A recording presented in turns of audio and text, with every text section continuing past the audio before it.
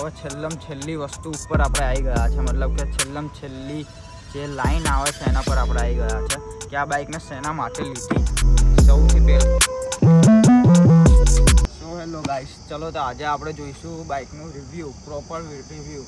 અને મારે બાઇક થઈ ગઈ છે 5-6 દિવસ, એટલે મેં જે બી રાઈડ કરી છે મને કેવી કમ્ફર્ટેબલ લાગી છે એ હું તમને અત્યારે કહીશ અને પ્રોપર રીતે કહીશ શું ખાસિયત છે બાઇકમાં, કઈ સિસ્ટમ છે અને શું નહીં સારું, આપણને જે કમ્ફર્ટેબલ નહીં લાગતું એ વસ્તુ હું તમને અત્યારે કહીશ.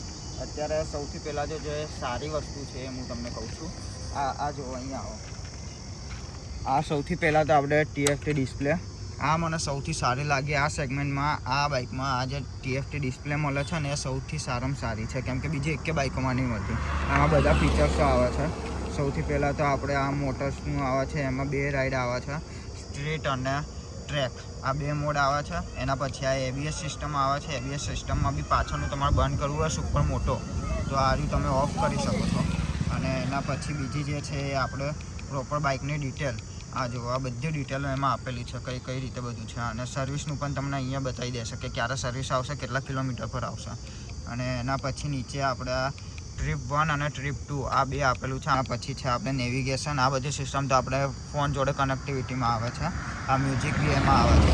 આ મ્યુઝિકમાં બી તમે આમાં બધું ચેક કરી શકો છો, વોલ્યુમ અપ ડાઉન બધી વસ્તુ આમાં થઈ શકે છે. અને એના પછી લાસ્ટમાં જે છે એ આમાં આપણે બીજી સિસ્ટમ આવે છે ક્વિક શિફ્ટરની. આ આપણે ક્લચ દબાવ્યા વગર ગેર પાડી શકીએ. અને આ સેગમેન્ટમાં આ બાઇકમાં જ આ સિસ્ટમ આવે છે, બીજી એકેમાં નહીં આવતું. એટલે આ બહુ મસ્ત ફીચર્સ છે આ બાઇકનું. આ 1000 કિલોમીટર ઉપર થઈ જાય એના પછી આરું ઓપન થશે, જેનાથી આપણે કસ્ટમાઇઝ કરી શકીશું આ સ્ક્રીનને. બસ આમાં આટલી ફીચર્સ છે. બીજી સિસ્ટમ બી આમાં બહુ મસ્ત આવે છે. આ જો પાર્કિંગ લાઇટ, મતલબ કે 1000 લાઇટ. આ મેં ઓન કરી અને આ મેં બંધ કરી તો જુઓ, ચાવી બંધ કર્યા પછી બી આ લાઇટો ચાલુ રહે છે, પાર્કિંગ લાઇટ આપણે. એટલે ગમે તે હાઈવે પર આપણે ઊભા હોઈએ ત્યારે બી આ બહુ કામ લાગે છે. અને સૌથી બેસ્ટ વસ્તુ આ છે, આપણે બાઇકમાં ચાવી બંધ કરીને, ડિસ્પ્લે બંધ કરીને તો બી આ બંને સાઇડ લાઇટો ચાલુ રહે છે. આ સૌથી બેસ્ટ છે. પછી એક બીજી સિસ્ટમ બી બહુ મસ્ત છે, આની બ્રેકિંગ સિસ્ટમ બંને બાજુ. અને બંનેમાં ABS આવે છે.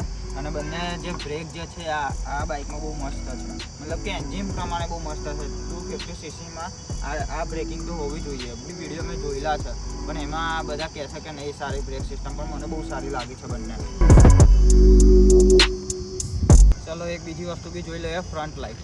એના માટે જે સ્વિચ આપેલી છે આપણને, એ સ્વિચ અહીંયા આપેલી છે, બરાબર. હવે આને હું આગળ કરું. આ જુઓ ફ્રન્ટ લાઇટ.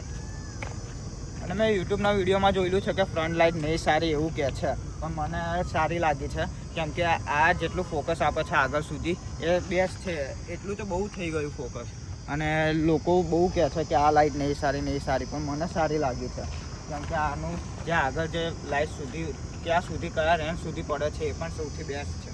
અને અહીંયા જ આપણને મળે છે ડીપર.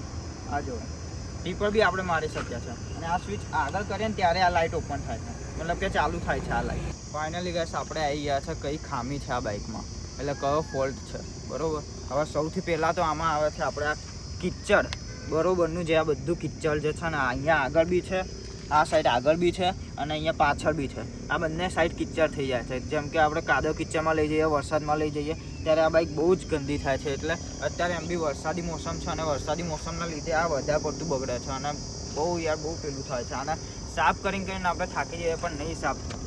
આ અહીંયા અંદર સુધી આવી ગયું છે અહીંયા કિચ્ચડ. અને આમાં બી અહીંયા અંદર સુધી છે, અહીંયા સુધી છે. અને આ બ્રેક ઉપર બી જાય છે, ABS બ્રેક ઉપર બી જાય છે. એના લીધે અહીંયા મારે અવાજ બી આવે છે ક્યારેક. આમાં જે આગળની જે સીટ છે એ કમ્ફર્ટેબલ હોય છે, પણ આ જે બેકની જે સીટ હોય છે એ કમ્ફર્ટેબલ નહીં હોતી. મતલબ કે આપણે લોંગ રૂટ ઉપર જતા હોઈએ અને ત્યારે અહીંયા જે બેક સાઈડ જે વ્યક્તિ બેસેલું હોય ને એને બહુ તકલીફ પડે છે. અને જ્યારે અહીંયા પગ મૂકેલો હોય અને આપણે કાદવ કિચ્ચર કે વરસાદમાં જતા હોઈએ ત્યારે આ પૂરા આપણો અહીંયા સુધીનો પગ આ બગડી જાય છે, આટલે સુધીનો પગ આપણો બગડી જાય છે. અને બેક સાઈડ બી અહીંયા બી બગડી જાય છે. એટલે એ રીતે જે પાછળ બેસેલું એને પૂરું કમ્ફર્ટેબલ નહીં હોતું, પણ હા થોડુંક ઘણું તો કમ્ફર્ટેબલ હોય છે હાઈવે રાઈડ માટે. બીજી જે વસ્તુ જે છે આના સસ્પેન્શન, મતલબ કે જમ્પરો, જે બહુ મસ્ત સોફ્ટ છે. મતલબ કે તમે ગમે તેવા ખાડામાં લઈ જશો ને તો બી આ બહુ આરામથી સોફ્ટ રીતે તમને નિકાલ દેશે એમાંથી, એટલા સોફ્ટ છે આના સસ્પેન્શન. એ મને વસ્તુ બહુ મસ્ત લાગી છે આ બાઇકમાં. ફટાફટ તમે નીકળી જશો ગમે તેવા ખાડાઓ આવતા રોડ ઉપર. લાસ્ટ વસ્તુ આમાં જે છે એ આપણા ટાયર. આના જે ટાયર જે છે એ બહુ મસ્ત છે, મતલબ કે ગ્રીપ એટલી બહુ મસ્ત પકડે છે, સ્ટેબિલાઇઝેશન બહુ મસ્ત રીતે રહે છે બાઇક. મને એ વસ્તુ બહુ ગમે છે. જેમ કે આપણે હાઈવે ઉપર જતા હોઈશું અને પવન બહુ હોય ને, આપણે હલી જઈશું પણ બાઇક નહીં હલે.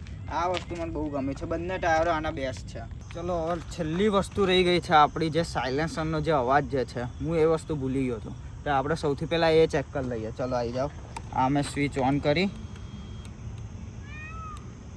બારો એક જ સેકન્ડ, આપણે ન્યૂટનમાં નહીં કરેલી. આ જોઈ લો હવે સાયલેન્સરનો અવાજ.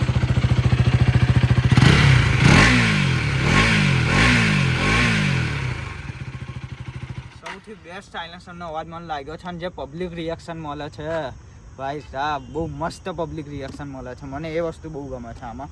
અને જે બીજી વસ્તુ જે છે, જે હું તમને કહેવાનું ભૂલી ગયો છું, આપણે આ સીટ બહુ કમ્ફર્ટેબલ છે હાઈવે માટે અને આપણે સિટી માટે. સિટીમાં ટ્રાફિકમાં બી તમે આ બાઇક લઈને જશો ને તો બી તમને કમ્ફર્ટેબલ લાગશે, અને હાઈવે પર તમે લોંગ રૂટ ઉપર જશો ને તો બી બહુ કમ્ફર્ટેબલ છે. ખાલી આ એકલી સીટ નહીં કમ્ફર્ટેબલ, પણ આ સીટ બહુ મસ્ત કમ્ફર્ટેબલ છે. એ વસ્તુ મને આ બાઇકનું બહુ મસ્ત ગમ્યું છે.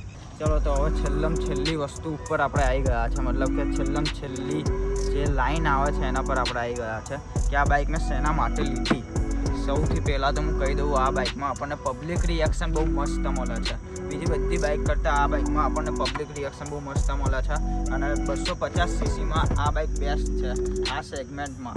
મતલબ કે આ 250 સીસી ખાલી છે નામની, પણ આનો પાવર પિકઅપ જે છે બહુ મસ્ત છે. હાઈવે ઉપર તમે રાઇડ કરશો ને તો આ બાઇક ખાલી એક જ કહેશે કે મને દોડાવો, મને પિકઅપ પકડીને આગળ ભગાવો.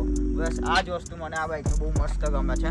અને બીજું મેં આ શેના માટે લીધી છે, આપણે આ TFT ડિસ્પ્લે માટે, કેમ કે આમાં બધું બતાવે છે બાઇકના રિલેટેડ. અને બીજી વસ્તુઓ પબ્લિક રિએક્શન.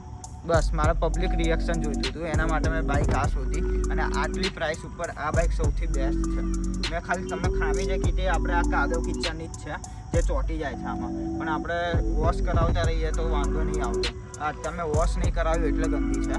આ તમને બાઇકનો પ્રોપર રિવ્યૂ આપી દીધો છે. અને તમને કેવી લાગી આ બાઇક, અને તમને બી આ બાઇક લેવી હોય તો તમે લઈ શકો છો.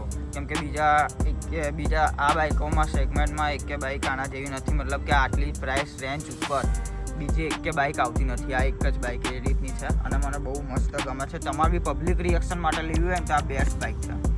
એના માટે તમે લઈ શકો છો. અને થોડીક સિટી રાઇડ અને હાઈવે રાઇડ, બે રાઇડ માટે આ કમ્ફર્ટેબલ બાઇક છે. અને જો તમને આ મારો વિડીયો ગમ્યો હોય તો પ્લીઝ ચેનલને સબસ્ક્રાઈબ કરી દો, લાઇક કરી દો અને શેર. આટલી વસ્તુ કરી દો પૂરી.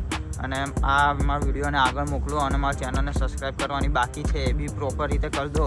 તો ચલો તો હવે મળીએ આપણે બીજા વ્લોગમાં કે પછી વિડીયોમાં. હવે આનો સમાપ્ત થાય છે આપણો આ વિડીયો. ચલો બાય.